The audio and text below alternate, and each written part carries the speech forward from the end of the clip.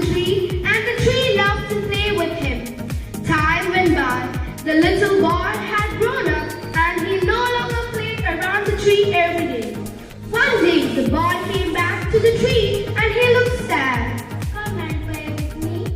I am no longer a kid. I will not play around the trees anymore. I want toys. I need money to buy them. Sorry, but I don't have any money. You can pick all my apples and sell them, so you will have money. The boy was excited. He grabbed all the apples on the tree and left happy. The boy never came back after he picked the apples and the tree was sad. One day, the boy now returned into a man. He returned back and the tree was excited. Come and play with me. I don't have time to play. I have to work for my family. We need a house for shelter. Can you help me? Sorry, but I don't have any house, but you can chop off my branches to build your house. So the man cut all the branches off the tree and left happy.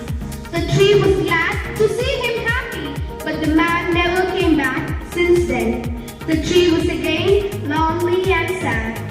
One hot summer day, the man returned, and the tree was delighted. Come and play with me. I am getting old. I want to go sailing to relax myself.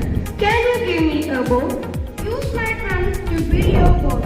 You can sail far away and be happy. So the man cut the trunk to make a boat. He went sailing and never showed up for a long time. Finally, the man returned after many years. Sorry, my boy, I don't have anything for you anymore. No more apple for you.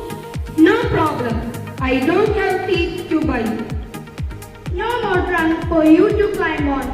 I am too old for that now. I really cannot give you anything. The only thing left is my dying roots. I don't need much more now. Just a place to rest. I am tired after all these days.